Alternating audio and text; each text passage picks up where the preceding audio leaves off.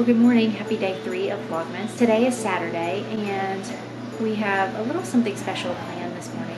So Andy's preschool is actually doing a little movie and popcorn thing this morning from 10 to 12. They're showing the Polar Express, and it was like $5 per person, and you get movie and popcorn and hot chocolate. The kids don't know. They are both getting baths and showers right now. And then I'm going to put them back in their PJs, which they'll probably be confused about. Oh, and laundry's going, so sorry, I know you can probably hear that. It's a small house. I have not had breakfast yet, so I've just made coffee, and I'm actually making eggs. So I'm cooking in stainless steel, which means that eggs sometimes can stick, but they don't have to. So let me show you what I have learned on the World Wide Web.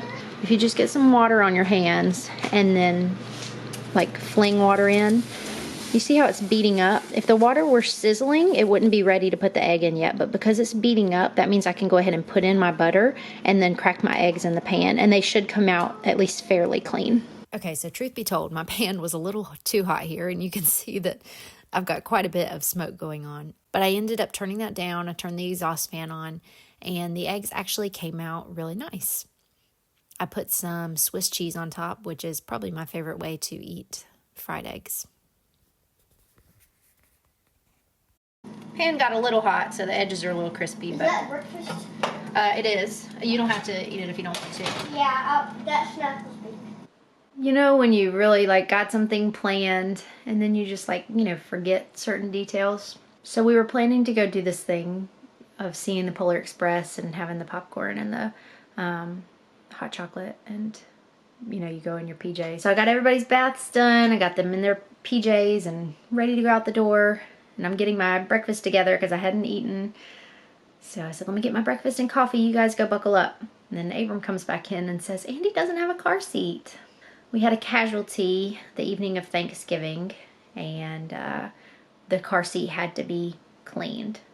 Taken fully apart and cleaned, straps cleaned, pads taken off and washed, the whole thing. And I just have not committed to sitting down and putting it back together. And we've been fine because we've just gone in Brandon's car, or I've taken his car seat out and put it in mine. So I don't have 2 car seats in my car, and the second car seat is torn apart. So I thought, well, I know I won't get it done in time, but I'll just bring it in the house and start putting it together. And I sat it down on the kitchen floor, and ants just crawled out from, I'm sure there are lots of food crumbs in the car seat. And so I took it right back outside, and we had to stomp all the ants in here. The good news in all of this is that I did not tell them about this ahead of time. It was just going to be a little surprise. And I mean, it's, it's fine. It's not imperative that we go. It was totally optional, and we have that movie. We can watch it at home. But it was just going to be a little special thing that we could do. And I wasn't sure if I was going to do it or not. And then I woke up this morning and I thought, yeah, let's do it. And I just forgot all about that car seat. Anyway, it's not a big deal. I feel guilty because I had planned on doing this, but they don't even know about it. So it's fine. So now we did all the rush to get out the door, and now we're not actually rushing to go. So what do I do now? Okay, so what I do now is breathe and say it's okay. And I'm actually going to reheat my coffee because it got cold. And I'm going to put some music on and sit down and eat my breakfast. It's not a big deal. Not a big deal at all. Just change of plans, and my brain is just taking a little while to catch up. In the time that I got up, reheated my breakfast and coffee, turned on some music, and sat down to do my Advent reading for the day, I realized that I really needed to be at home all along. We were gone most of the day yesterday to Old Salem, and even though I don't have anything scheduled this evening, like a set event, I have a lot of home things that I want to get done today. As fun as the movie would have been, the kids are content because they don't know, so they're not disappointed. And we just have a little bit of time back into our day to do some things that we need to do. Movies will happen. We had a movie night last night. We will have many more, I am sure. But it was almost as if The Lord knew that I needed this pivot in my schedule today. Seriously, what did we do before the age of YouTube how-to videos? I looked it up just to make sure that I didn't need to, like, what order did I need to do things in? And the whole thing start to finish, including like beating it outside and brushing it to try to get all the ants off.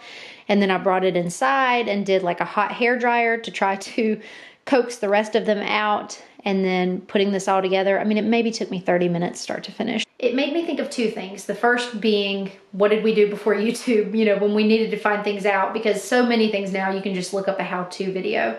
And the second thing it made me think of was, how often do we put things off because they feel hard? And the reason they feel hard is because we lack the knowledge to do them well. I'm not that familiar with cleaning car seats. Thankfully, I don't have to do it that often. But now that I've done it, it's like, oh, well, it's not that bad because now I have that knowledge and I know how to do it. So anyway, just a little food for thought. So I help decorate at church from time to time, and our Christmas tree has needed a new Christmas tree topper. We used to have a Moravian star, which is kind of funny considering the Old Salem video that I just did. But it was a lit Moravian star, and it just kind of got old and broken over time. So then I searched large tree topper, and even if you Google large tree topper, it's not big enough to make enough impact for a tree this size. So anyway, I did some digging. I found two different Moravian stars. They both have to be assembled. One is a 12-inch and one is a 21-inch. I'm going to try to assemble the 21-inch. I think that it's really going to be the best size, and then I can just send this one back. There were mixed reviews as to how difficult it is to assemble, so we'll see what I've gotten myself into. It's quite unfortunate that I never think of these things in, you know, September or October. So I was like, oh, we need a tree topper next week. I'll better order one and put it together.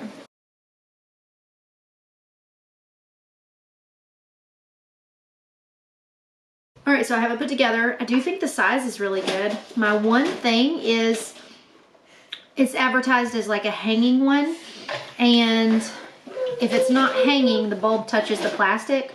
Also, like, where do you put it on the tree? I'm leaning towards just not putting that bottom one in and not having it lit, which I wish it could be lit, but then having the tree just go through that bottom point. I can't remember how it was before, you know, years ago. That was really before I had started like decorating a ton and being really involved with it. So I don't know. I do think that it looks really pretty. That's so funny, Mommy. But anyway, we got it together. Some of the reviews said that it hurts your fingers to put the pieces together because you have to push little rivets in. And I would agree. My thumb is pretty sore, but it was worth it. It didn't take me too long. All right, so I am back home and it is much later. I ended up going up to church and getting the star on the tree. I'll have to show you some footage of that because I didn't get a chance to take any. Maybe I'll do that whenever we're at church tomorrow, but I'm really pleased with how that looks. So we're back home and we decided to just kind of tackle some cleaning, and then I am starting to put out the decorations. So we have this little ledge above the cabinets, so I was thinking of maybe trying our garland here. So that's what I'm doing here. I've got 2 strands, and actually it fit just perfectly to put both strands kind of end to end on this above cabinet area. And I have bins upon bins of decor, and I knew going into decorating that it was going to be a little bit challenging because honestly, I'm just not feeling that inspired to put out a ton of decor. I'm feeling inspired to kind of put out greenery and just keeping it very simple. So I'm anxious to see what I end up coming up with. I spent a good little bit of time this evening, but I didn't quite get finished. I used that wreath hook because that wreath is quite large and it weighs a lot more than the magnolia wreath that I've had on there during the warm weather months. So I took some time just sitting down, and honestly my approach was I only pulled the things out of the bins that I was excited to use or excited to display. There was a lot of this, a lot of just sitting and contemplating what I want things to look like and where I want the things to go. And it's all a process, and I know that, and I know that it will come together.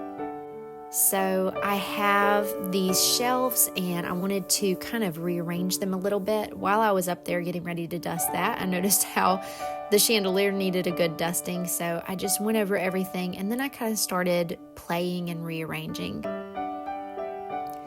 At Christmas time, I love to get out my set of Golden Pines china. I thought about hanging them here on little hooks for about 2 seconds until I remembered that I have children and that my china would quickly get broken. So I've reached a stopping point for this evening.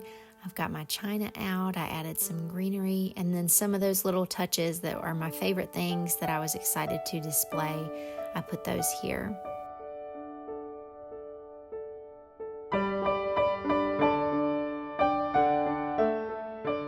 Thank you guys so much for coming along with me today. I so appreciate you being here, and I will be talking to you soon.